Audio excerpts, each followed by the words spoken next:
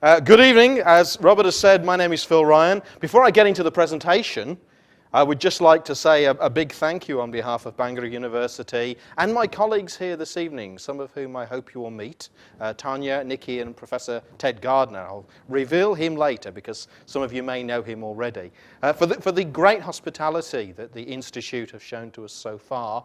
Our discussions began a very long time ago in terms of bringing this to Malta, and they've been long discussions, and we've gone into lots and lots of detail, and we're very proud to be here today to be able to be part of this launch. So, as Robert has said, in terms of launching this today, my role is to give you a little bit more detail, and also I will mention that at the end of that, Professor Gardner and myself will answer any questions you may have that are relevant for us, and also I'm guessing Robert will also be available to answer any questions on the funding side of things. And I will say before I get into the detail that I think the Institute have done a great job at finding out the sources of funding and explaining the sources of funding to you, and I think most people sitting here now will be confident that actually the investment of money is not going to be a major obstacle. But the investment of your time is equally important.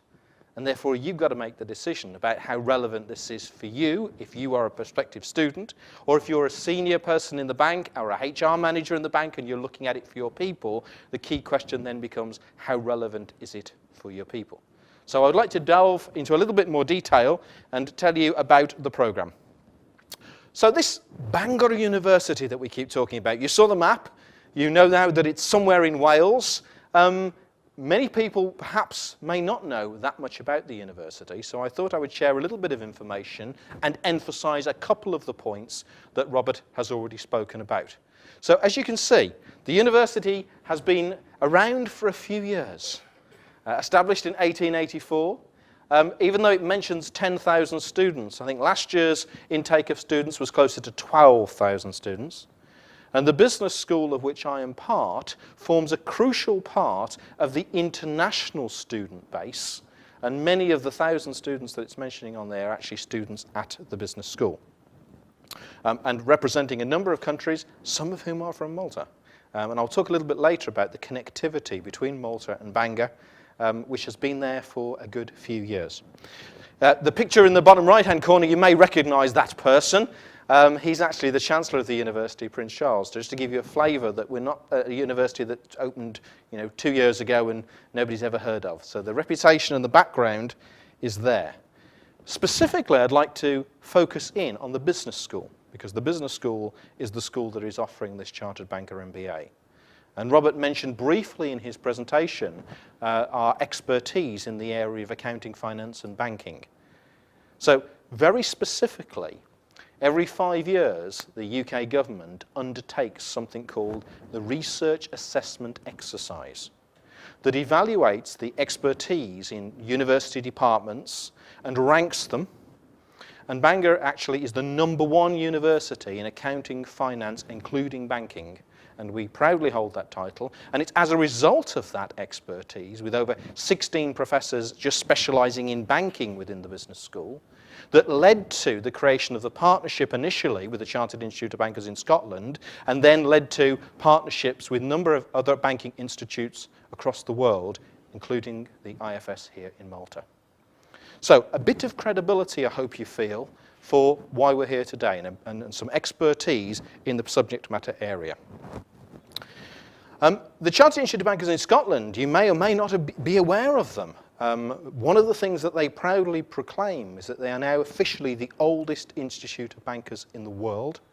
They actually predate us by a couple of years. And they have focused on banking initially, as you would expect, in Scotland, but expanded their reputation throughout the UK and formed partnerships right across the world where they now benchmark their ACIB qualification against a whole range of diverse banking qualifications in places like Hong Kong and Malaysia and the Bahamas and Jamaica and a range of other institutes. So they really have spread their expertise quite widely. So as the most established institute in the UK in banking, and with our expertise as #1 in banking, it was a natural partnership to create something that actually was really about bringing the professionalism back into banking. And that is our passion. I've said it many, many times, and forgive me, anyone that's heard me or Professor Gardner mention this before, but it's an often quoted example. If you're an accountant, you have to get your qualifications to practice as an accountant. If you're a solicitor, you have to get your qualifications to practice as a solicitor. If you're a banker, you can just turn up. In fact, in some cases, I went to a conference about 2 or 3 years ago, and somebody stood up on the stage. I don't know whether this is true. I have not checked it out. It amused me when he said it, that you have to get a higher qualification to get a senior role in McDonald's restaurants than in some banks across the world. Now, the Institute here have always championed education and the crucial part it plays. Other institutes in pockets around the world have done the same. But that's not been true right across the globe. And many people argue that's the reason why, or in part why, we're in the crisis that we're in today. So one of our key roles is to do something about that. So what is this Chartered Banker MBA? Well, Robert's already given you a little bit of a flavour about the programme. We're calling it groundbreaking for a particular reason. And that reason, it's the first time that an academic master's programme has actually been paired or matched with a professional qualification. So that as you work through the programme, you earn this dual award. Historically, what has happened is that some people have pursued an academic career, some people have gone through professional qualifications, and then met this sort of crossroads to say, well, do I now go over to the other side and study in the other way? This gives you the opportunity to do both at the same time. And it's a blended learning program. Now, many people use that. So let me just define exactly what blended learning means from our perspective. Blended learning is what some people have called distance learning, but with something else added in. So what we are talking about here is blending the distance learning's traditional materials that you would get, hard and soft copy study guides and textbooks and all the things that you would expect. So it gives people, on the one hand, the great flexibility. And I was chatting with one of you earlier about the fact that if there is working for an international organisation and you have to go from one jurisdiction to another as part of the job role, having started to study, you're not locked into a single geographical location. You can take the materials with you, you can study online. So that's an absolute key part of its flexibility. We've heard a little bit about the 3 levels and the 3 structures. One question that we're often asked is, am I a full program person? Am I an accelerated person? Am I a super accelerated person? You know, in terms of my background, what does that mean? And of course, we need to answer that question individually for each person. And please do speak to any of us at the end if you're not sure what that means for you. However, these broad guidelines are designed so that you can get a flavour, a feel for where you might fit or where your people might fit if you're looking on behalf of others. So that key full programme, and I'll go into the details of how long the programme lasts and how much it costs and all those things in a few moments, is designed for experienced, career-minded people who want that dual master's and professional qualification. And what I would say is it's probably not pitched for somebody who has just joined the world of banking. Now, we're not going to rule anything out. We'll always look and talk to an individual and look at their background and their studies and their experience. But actually, it's a master's program to take people to the next level. So what would normally be the case is they would have some experience in this industry. Otherwise, they may struggle to keep up with the terminology and the pace of their fellow students going through the program. The accelerated program recognizes that somebody has got a professional banking qualification, and the benchmark we use for that is ACIB. So if you have ACIB, that's accelerated program route. If you have a similar type of qualification, then we will look at the content of that qualification and pitch it with that in mind. And the super accelerated program is designed for somebody who is already an MBA or possibly another master's program, but for that read usually MBA.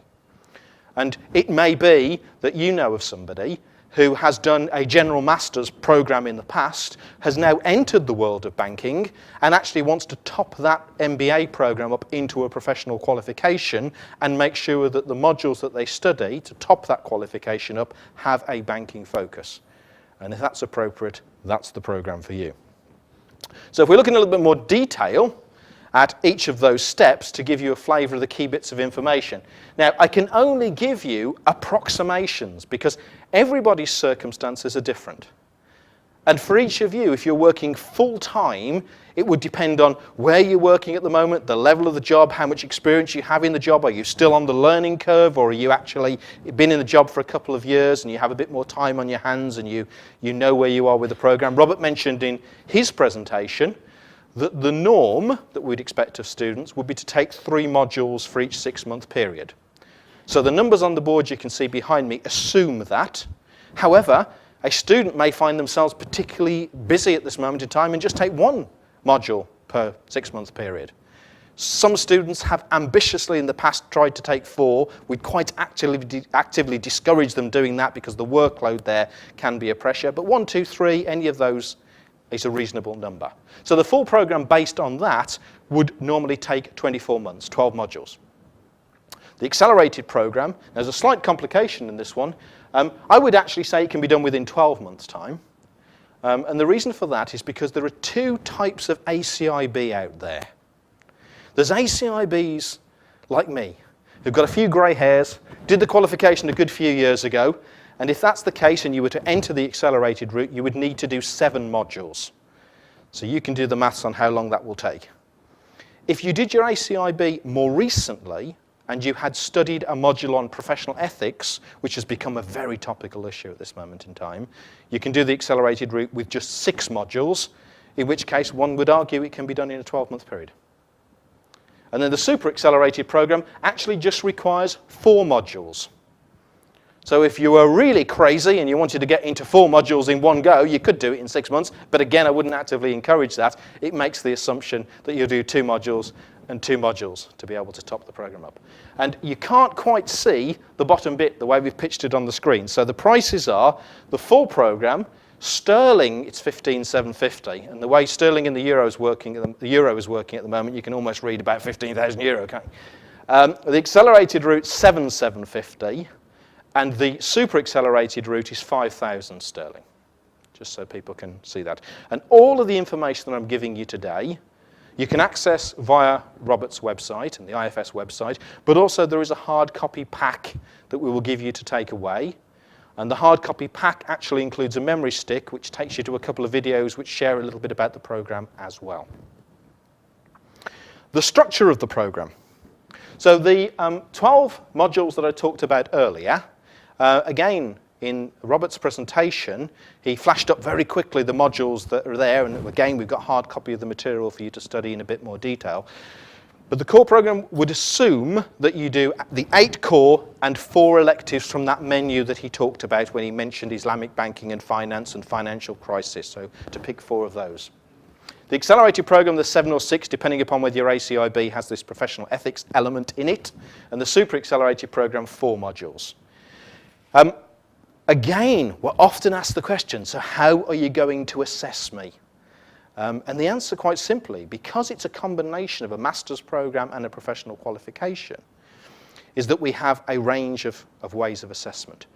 The core modules are assessed by examination and assignment, and it's a 60-40% weighting in the core modules.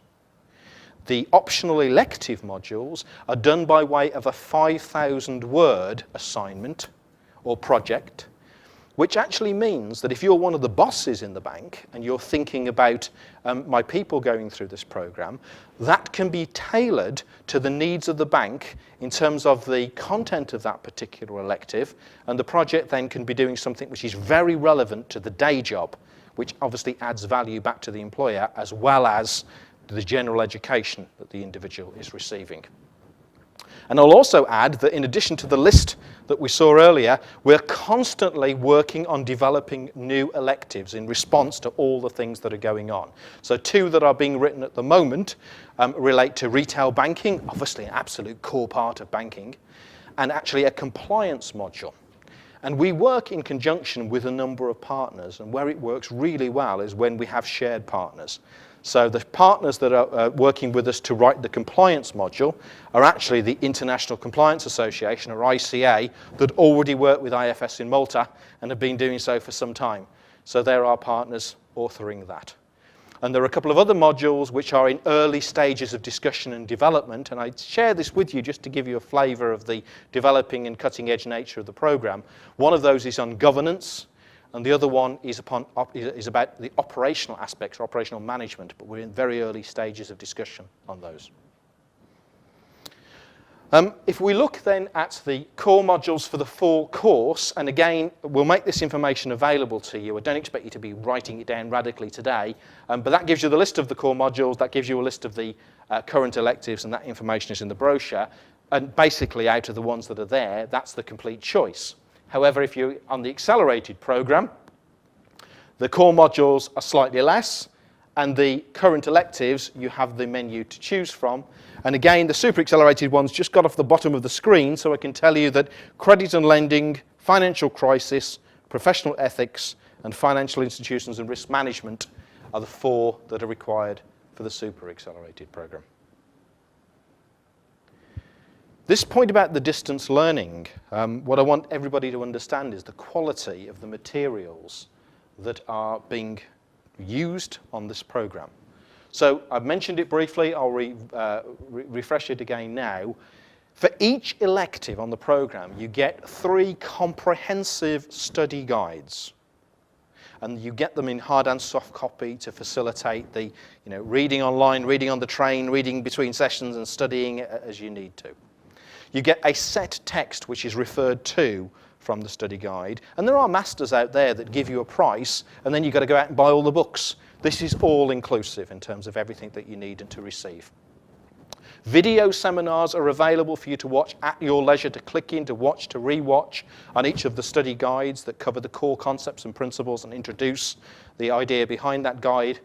And then there are also live WebEx seminars where you actually log in and you get a seminar from the module director professor live, or you can set that to record if it's not an appropriate time for you to watch it.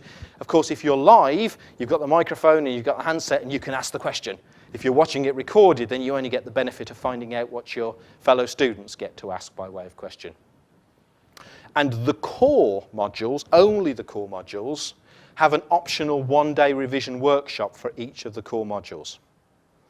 And the way those work is we have a default option that every 6 months, the block of revision workshops will be offered in London. And all the partners that we're working at across the world, and we've been talking to Robert about this, subject to minimum student numbers in particular modules, we're also able to offer those regionally as well. And there are pros and cons. Do I do it locally? Absolutely, lots of benefits. I can see the travel cost saving and things like that. And you'll get to mix with folks that you're working with on a day-by-day basis. By maybe taking the London option, or maybe even any of the other regional options you may want to go for, you get to network with people outside your jurisdiction, and that's your individual call. One thing that we're developing as we go into the 2012 module, not on all of them, these are being phased in or gradually introduced, are actually audio copies of the study guides. That's something that many people have said. I do a lot of driving. I've had many conversations with people in Malta, and the subject of driving and parking and things come up quite a lot. So, if you've got a CD player in the car, that's another way you can do a bit of reinforcement of your studies as you go. So they will be introduced gradually on the modules as we roll them out. So I guess that's by way of a bit of summary. If you are in a position where personally you're thinking a master's is something I've been thinking about for a while, then these are some factors which might persuade you to take the Chartered Banker MBA, or might persuade you actually, no, another master's is the right one for me. So if it's something where the dual qualification, the dual accreditation of having a professional qualification in banking and a master's is the right thing, and if you want to do a blended learning flexible program as opposed to one that's a heavy face-to-face or full-time program, because you are already gainfully employed and enjoying having the salary check every month, and you don't want to give that up for 2 years to go away on a master's program, then I'm guessing that's right for you. If you're an ACIB or you have a master's program and you're working in the industry of banking, and that master's program is a general master's program, again, the accelerated or super accelerated programs would be right for you, because you've only got to do the 6/7 modules or the 4 modules to get yourself the dual status. So that's really our target student base. Probably you would fall into one of these categories, I guess, if you came into that group that I've just talked about. And we often stress, I'll take bullet point number 3, that you will literally be rubbing shoulders with presidents and vice presidents of banks. And also, we have a number of people who've been identified as being on talent pools, and in succession plans, they're going to be the next generation of senior managers, vice presidents, and executives, and this broad-ranging education is the thing that's going to be part of the stepping stone process to get them there.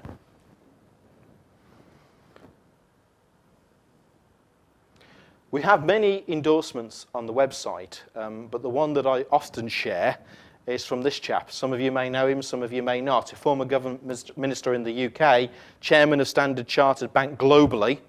And I'll just give you a moment to read what he said when he actually looked at the initial material and met some of our students.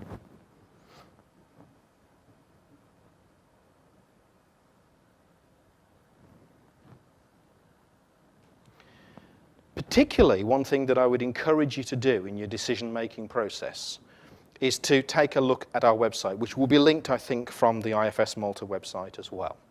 And on there, on the home page, you will see these 2 icons. Let me just clarify the important distinction between the 2, because both of those icons actually represent videos which give you more information. Now, the one on the left lasts about 15 minutes, and we would call it an infomercial. And it's probably best for somebody who's thinking about being a student themselves. It's actually divided into a series of chapters, so you can literally watch 2-3 minutes at a time, and it answers core questions like, is the program right for me, who should study it, the background to the university with a bit more detail than I've given you, the background to the Institute of Bankers in Scotland, and it actually tells you my story as well, which probably isn't that interesting. You might want to skip that chapter.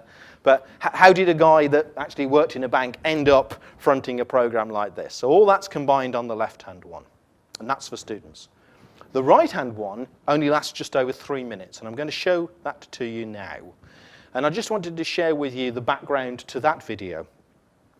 As part of developing this product, we've worked with a number of organisations, one of which is the British Bankers Association. And we were one of the sponsors of their most recent conference. And as a result of that sponsorship, ITN, the UK news channel, came to do a piece on the Chartered Banker MBA. And on the basis that it's been produced independently, we're quite proud of the fact that actually they've got some things to say about it. Now, I guess the messages are probably focused for UK bankers. But I think the messages are still very relevant for people here, and I just wanted to give you 3 minutes to get a little bit of a flavour, because it also tells you and shows you a little bit about Bangor University.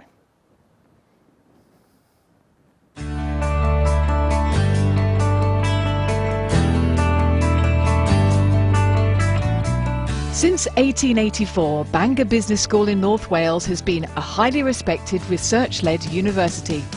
It's also the top UK centre for research in accounting and finance, and students thrive there in a world-class and highly international environment.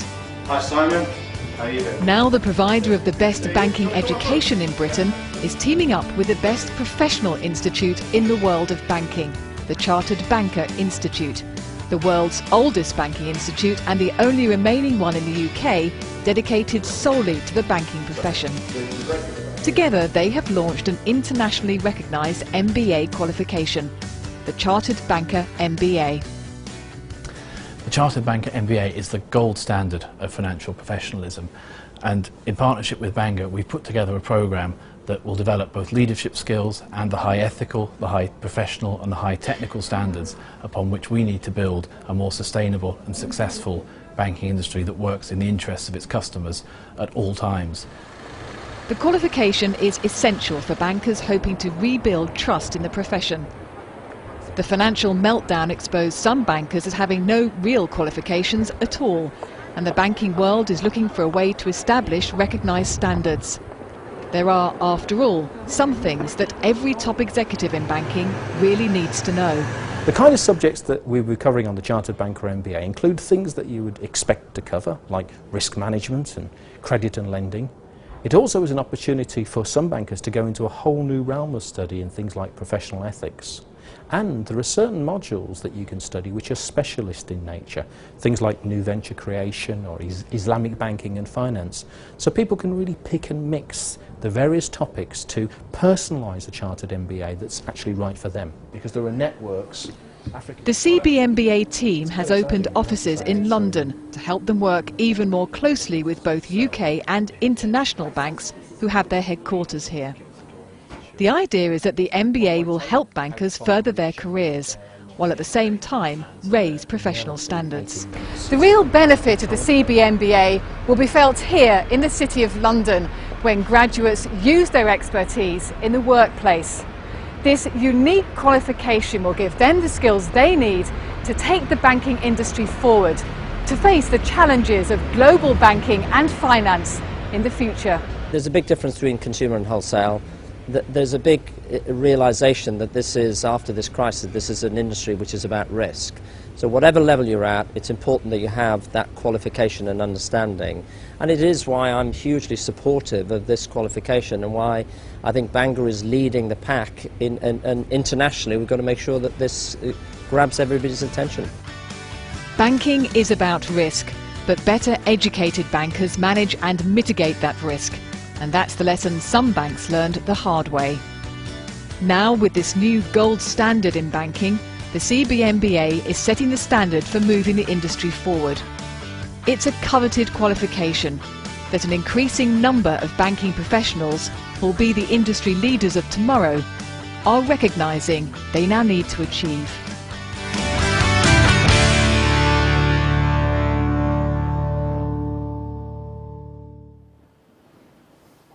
So hopefully that gives you a little bit of flavour of Bangor, a little bit of flavour of the scope of the product.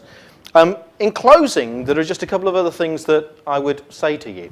One is, I am closely involved in the programme. I work there on a day-by-day basis. Of course I'm going to stand here and say some good things about it. I'm going to bring to your attention all the good things as I see. But actually, you shouldn't just believe what we've got to say. Our first semester of students actually enrolled in January 2011 in the UK. And this is just a small selection, and if you go onto our website, you'll see 2 videos again, very short, perhaps a minute, minute and a half, something like that, where students answer the question, why did I choose the Chartered Banker MBA for the first video? And the second video, what are the benefits that I'm enjoying so far? So they were 6 months into the programme. And I think that probably more than anything that I say would be significant for you to watch. There are also a number of detailed testimonials explaining the roles, the fairly senior roles in many cases, that the individuals are playing in banks, and some very specific benefits that they've taken from studying the programme and how that's actually helped them. In terms of what do you want to do next, well, we encourage you to ask any questions that you want to ask today, to take away the pack that we give you and have a look, specifically the memory stick, and that will take you to the web page and all of the details, and to study the IFS material, and maybe even look again at this that's been filmed today, so that if there are any questions or any things you might have missed, that you can tune in on those. And if at that point it is something that you in a personal capacity want to do, then the application is in the pack, or I encourage you to download the application from the website and do your application process online. If instead, as I talked about earlier, you're not thinking about it from your own personal perspective, but from those of your people, then I encourage you to share all the material today, the web links, with as many people as possible, to anybody that might be interested in finding out a little bit more about the programme. Robert is absolutely right that we've set everything up to actually begin the recruitment process for early part of next year. And one thing to watch for, if you are based in Malta and you want to take advantage of some of the funding opportunities, please talk to Robert about some of the deadlines and timings on those, because if you're not careful, you don't get your application in soon enough, some of that finance might not be available to you. We're actually just about closing our October intake at the moment, so if anyone panics and thinks, where's the application, I want to take part now, you've got a week left. But I'm not expecting anyone to do that today. I'm expecting people to take some time and to think about it for the January/April semester going forward.